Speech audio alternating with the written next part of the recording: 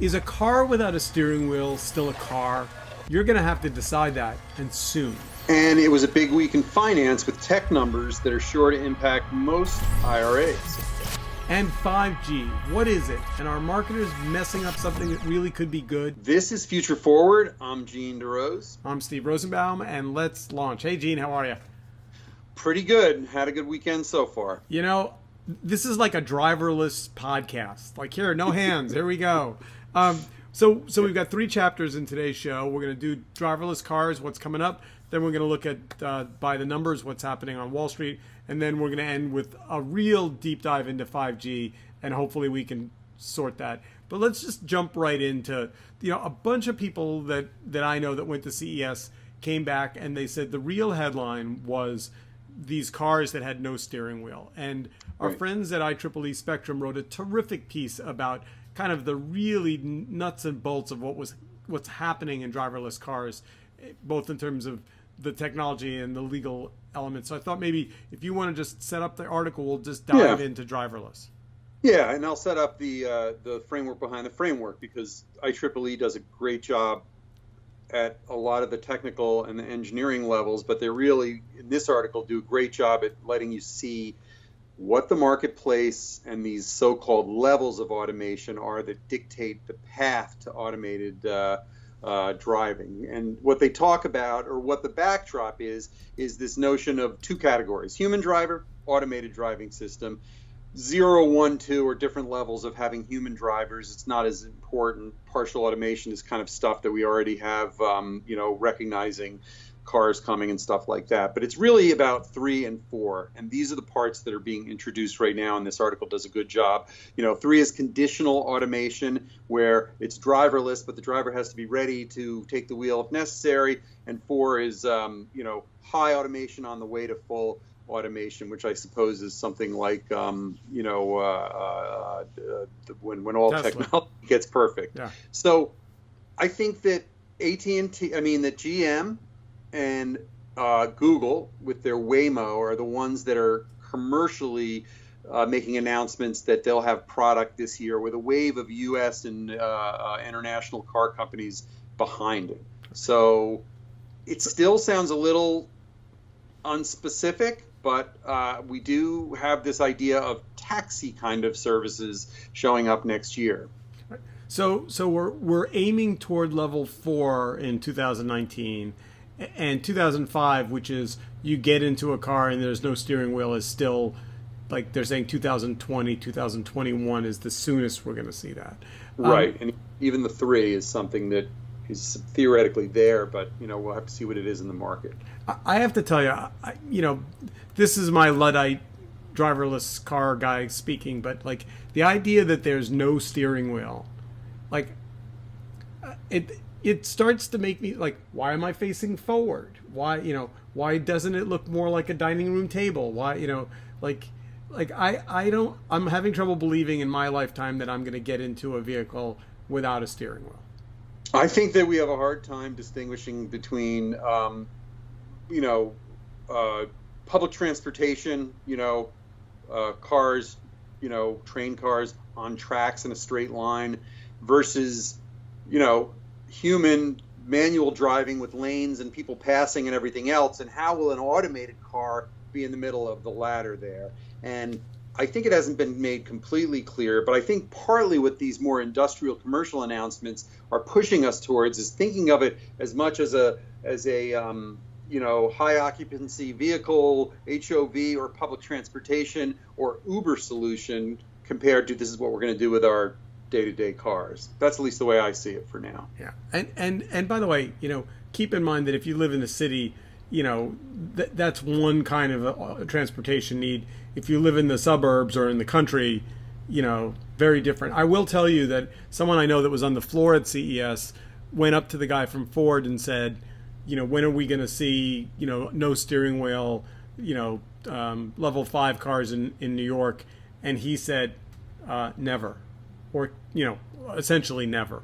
And the argument was, there's just too many variables. There's people darting out, there's jaywalkers, there's, dogs, there's people on bicycles.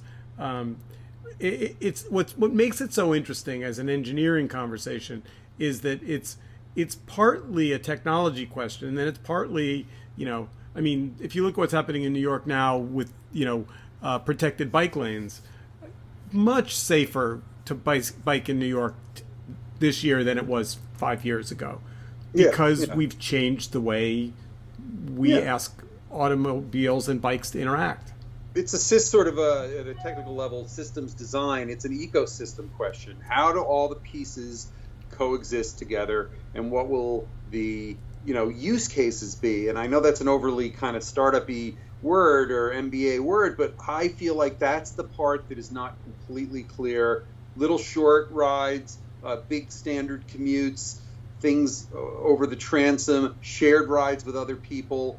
What has to be laid out in order for this stuff to work? What kind of signage? How do you let people know that, if I'm driving next to somebody and there's no one behind the steering wheel, I might freak out and do something bad. So I think there's a lot of marketplace realities that we're just going to have to find out more about.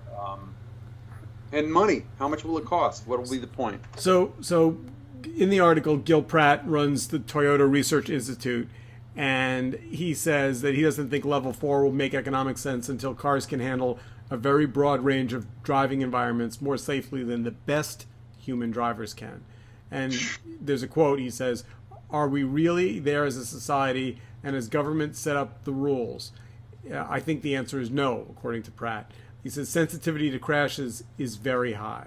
Right, and it's not rational either. So you have to remember that the old quote about a new technology or product has to be 10 times better than the existing one. Maybe in this case it has to be twice as good, but you're going to hear a lot about the bad crashes, and that's going to keep people very apprehensive about the market. The thing I find fascinating is if I'm a passenger in a driverless car and it hits another vehicle or it hits a person, like, where does the liability lie? Well, I'm sure that's being worked on, and I'm sure, if it's a taxi kind of thing, you're just gonna that you wouldn't be liable. But what is the nature of how you're owning these things and how everything else gets set up? There's a lot of questions. It'll be interesting to see where and how they roll it out, because we're not hearing places like New York and San Francisco are the first places this is going to happen. Yeah, no. The excitement. I do know the excitement was very high, and part of the reason for that is if you've been in Washington D.C. or you've been in Los Angeles, or even Atlanta for that matter, the traffic situation is so unbearable. You really do need a driverless car, because you're going to have to be doing other things because the traffic is so bad. You just can't. Yeah, and look, there's a thing about what practically these things are, and then there is the notion of what in the mind of the consumer and the customer this is going to represent or dovetail from. And we've got a whole bunch of different things going on. There's electric cars in general as an environmental benefit. There's traffic and efficiency of driving. There's the whole world of Uber and better taxis, and then public transportation. I don't get a strong sense of which part of that this is going to hew the most to. But when you go to the big car shows, and there's one, I guess the Detroit show is this week, there's always those, the cars that they put out there that they're never going to build. The test cars and I don't get the sense that that's where we're going with driverless. This is not some sci-fi future. This is the real deal. No, this feels like this is something that is real. It's just a question of how it's going to roll out. And look, for the longest time, we saw half measures about introducing electric cars, and that seems, along with automation, to be actually happening finally. So, we're just going to have to wait, and it'll be an 18-month to sort of 3-year ramp up. I don't know where we're going to be in 3 years on this. Yeah, well, I mean, a bunch of my friends have either owned or ridden in Teslas, and say that they're just extraordinarily good. Yeah, and by the way, that's not an automated thing, but it's a super, super enhanced, environmentally, better. No. I'm talking about the driverless Tesla. The driverless Teslas. Yeah, which have been tested and had their. I think that's a big deal. And they're they're on the roads now. Yep. All right, so we've pulled up some images. We'll put a link on the pod for people that want to see some of these goofy vehicles. I have a question before we depart from it. What do you want from a driverless car? Honestly, if you were thinking about it, I know you're an inside Manhattan person, but I don't know, like, what strikes you as being the benefit? I think people are terrible drivers. Right. I think they have bad eyesight. They get distracted. They drink. I think teenagers are terrible drivers. I think older people are terrible drivers. I think that given how incredibly dangerous a car is, how much weight it has, and how much damage it can do to a human, I think that objectively, automation is going to be 90% safer, 95% safer. Okay. And I think that we, as a society, accept traffic deaths with great car accidents with great regularity. And I think, much like cigarette smoking, before it went away, we accept it as, people, I think we're going to look back in 15 years, 10 years, and it's just going to be extraordinarily safer. Well, look, let me just quickly give my answer to that, because I think we're on the different sides of it, and it's notable. I tend to be trusting that, if it passes if it's on the market and it's commercial, then it's going to be safe enough, and I'll try to, for me, I'd rather do something else while I'm traveling from one place to the other. I'd rather not just be going through the boring, this is that sort of pull towards checking your phone, playing with the radio, watching, reading. I think that is going to be an appeal to a lot of people. So we'll see. Yeah, I also don't commute. So all right. So Yep. So segment one we put to bed, and we move on to segment two. So this is the numbers. Apple rocked the market with some bad sales numbers, and that set us on a kind of a downward spiral at the end of the year. We'll get to this. There are some particular companies that are reporting that we'll get to in a minute, but I'm just curious. Like, do you have a gut level? Like, do you think we're on our way to a tech meltdown? I really don't. Look, there still can be an overhang in overvalued unicorns in a sense, but the overall stock market correction of 2018 that actually seems to have been negated in 1 week here. I feel like a lot of tech is more in line with the economy at large, and it isn't going to be separately a giant bubble. Now, what's important is last year, the Dow, and they made a distinction in starting to break up tech into this interactive media sector versus IT. And so the Facebooks and the Twitters and the rest are on the interactive media side. I think that's a big deal, and some of that side could get a little bubbly. Yeah, I don't know. I think two things. So there's a terrific Market Watch article about kind of tech is ready to respond to Wall Street's doubts, and we'll put that in the pod notes. You have to look at what's happening in the broader economy. You have to look at the government shutdown.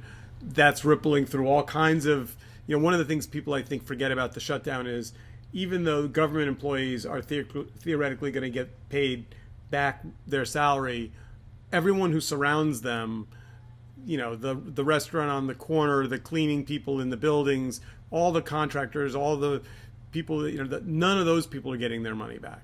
So there's Well, right. But it's interesting that you mentioned that, because with some of these stories this week around finance, Amazon announced that it's delivering $500,000 and above in revenue to thousands of smaller retail businesses, which is really interesting. So that whole sort of affiliate and use our platform, use AWS model is something that they're trying to promote. And look, you referenced it a little bit, but will the Democratic Congress mean different kinds of regulation that affects tech in the next year, constrains it in any way? I'm not really sure. This is privacy and news stuff. I don't know that it necessarily affects their bottom dollars. Yeah, no, Amazon's problem is whether or not what Bezos loses in the divorce. You know, we'll save that for another day. It is true. So let's talk about some of the numbers that are going to come out and what we think are likely to be some wins and some losses.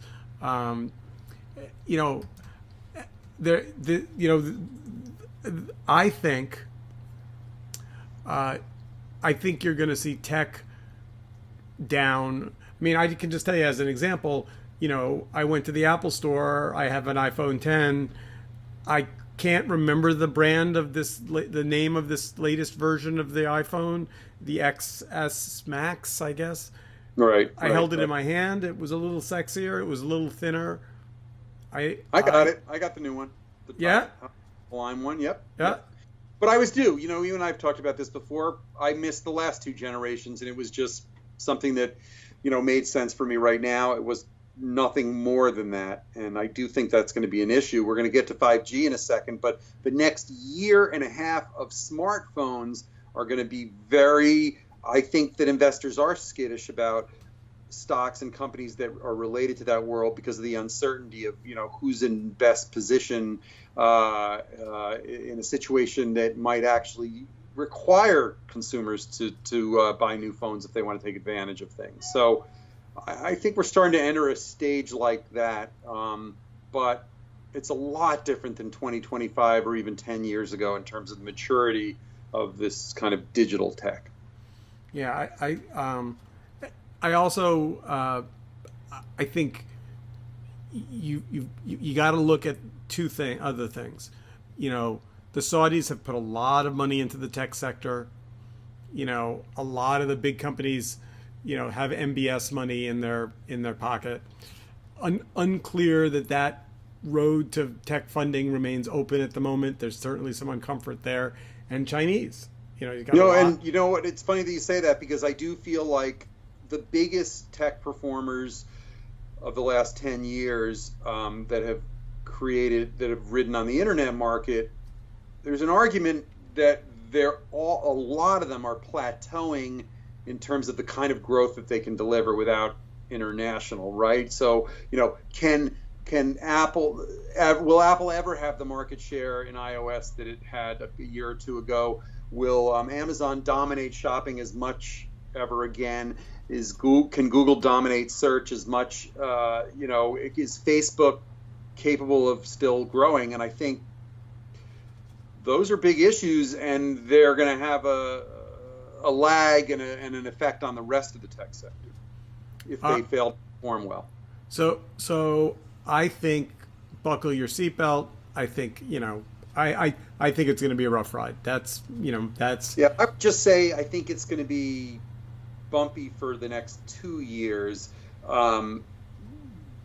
but there's acquisitions, there's M&A, there's international, there's a lot of different things that could open up and pop for a lot of these guys. So I wrote a piece for Forbes, has to now be 3 years ago, and I said, I'm going to remember it only in vaguely, but essentially what I said is the party's over when they don't bury the cost of your phone into your phone bill, and you actually know how much like as long as it was always you sign up for 2 years with AT&T, you sign up for 2 years Verizon, you're gonna get a phone, you'll get a new phone, if you leave early, they're gonna try and hit you up for some exit fees, but you never really could get a straight answer out of them about what the phone really cost. And now it's like you have $1,000 phone in your pocket, when you get on the subway and everybody's got a phone in their hand and they all have broken screens, and it's not that they want to have a broken screen. It's just that they've replaced it 2 times before, and at $30, at some point, it's it almost seems like among the kids, it's a badge of courage to have a broken screen.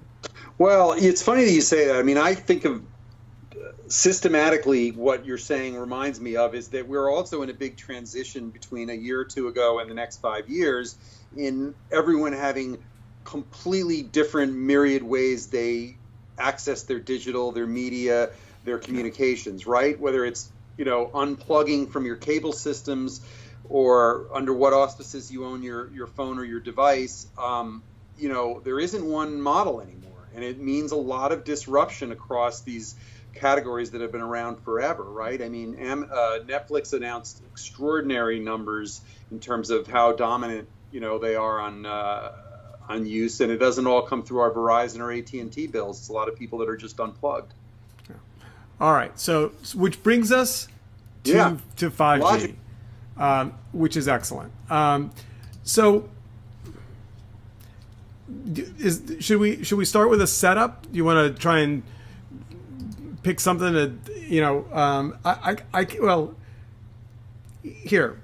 So let me read a little bit from Digital Trends, and then we'll talk about what I've come to. I've been studying this stuff and trying to get my arms around it. So Digital Trends says, what does it all really mean? Well, in most cases, when carriers talk about the advantages of 5G, they're referring to the technology that they are still developing, like technologies that are still developing, like autonomous cars, augmented and virtual reality, or the Internet of Things. Those are all fascinating applications, but those discussions don't provide us with much information about what we should expect from the actual 5G smartphones that are coming from companies like OnePlus, Samsung, LG, Google, Asnus, Xiaomi, Nokia, and more. Interestingly enough, Apple's not on that list. And then we're going to delve into it. But here's, I think, where people get lost. People get lost because they think, oh, 5G is just more Gs. It's like 3G, only with more Gs. It's like more pixels in my phone, or more, megapixels, or, more, dots on my flat screen. And that's really not, the thing that you need to understand is that 5G is really different wireless technology.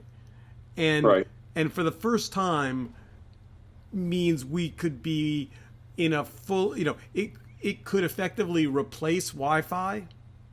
It could replace your hardwired internet to the home, your Fios or your coax, and it really could be ubiquitous, always on, incredibly powerful, kind of in the ether internet technology. Right. So I think actually there's sort of 2 big categories, and you just went very well at one of them, which is, what does it really mean to consumers or customers about what's right in front of them in their hands. And it isn't just speed and reliability, even though that's a big deal. It's also what you just described, which is just a pervasive, dynamic sophistication that we really can hardly fathom. But I think there's a second half to all of it, which is what come through a lot of these articles, which is that it's all the other stuff out there that we don't directly touch, but comes to us or we benefit from, that will be much more highly enabled in the next few years. Drones, driverless, automation, things that happen out in the communications infrastructure, industrial kinds of capabilities, commercial things that we use. And I feel that's the dilemma here with 5G, which is that it's caught between, it's going to take a while, right? It's going to take a few years for it to slowly come in. I want to know, what is it going to cost? That's what I'm curious about. It's going to be cheaper. Okay, wait, no. I'm lying. It's never cheaper. I mean, really, because, again, I've said this before, people that listen or watch have heard this from me. It's an old horse I'm walking around on kicking, how many times can Verizon find another new thing to sell to me, even though I thought I bought the highest level I would ever have, right? And, it's going to be a reason to charge more. And what will happen to users, to the haves versus the have-nots? How expensive will it be? So I think.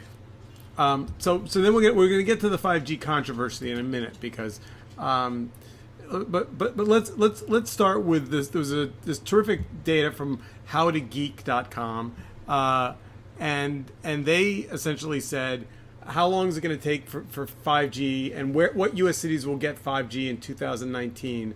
And Verizon, AT&T, T-Mobile are all saying that they're going to get 5G to certain cities. And, it's a handful, right? It's the ones you'd be expecting. But not all the ones you should be expecting. One or two of them.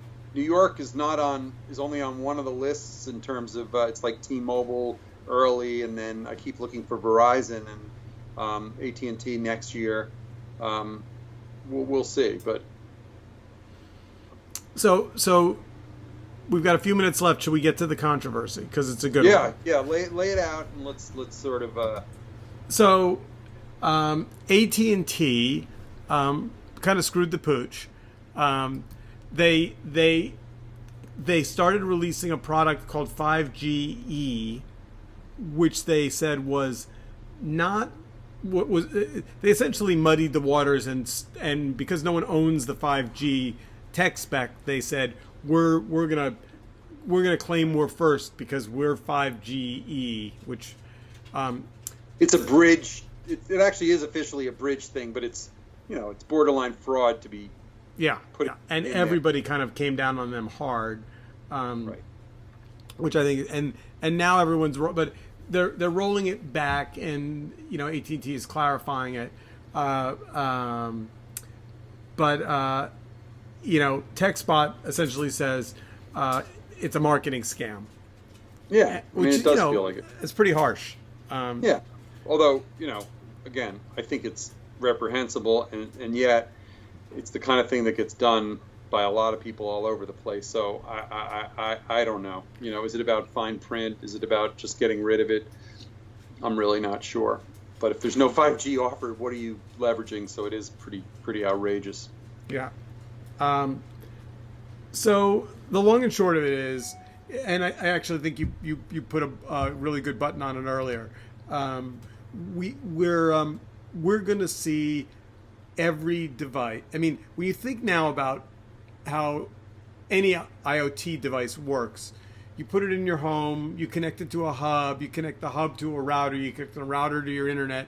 It's like all these places for it to break. If essentially if any device could essentially be connected through a 5G connection directly from your toaster oven, your refrigerator, your light bulbs, all start to be kind of, aware, if you will, internet aware. It changes the very nature of how connected devices behave, and it's exciting. Yeah, and the part I'm skeptical about is when they make it sound so simple that somehow it's going to obviate complexity and multi-standards, and even Wi-Fi might go away and everything else. And I don't quite understand, you have to have things that are going to be able to talk to that new technology. So to me, in the end, it's going to be about how that happens. And I would just think that their statement of 6 months means a year, 18 months means 3 years, 3 years means 5 years. So it's just, you got to index it a little bit against their aggressiveness. So you're saying the web will become sentient in 5 years. Yeah, right. Singularity will arrive. Yeah, no, not quite, unfortunately, but maybe drones won't crash into driverless cars. There you go. All right, well, we are out of time, Gene. An awesome show. We're keeping our money under a mattress until the numbers come out. We're gonna bet on 5G, and I'm throwing away my steering wheel. All right. Excellent. Onward. We'll see you next week. Have a good one. Yep. Bye-bye.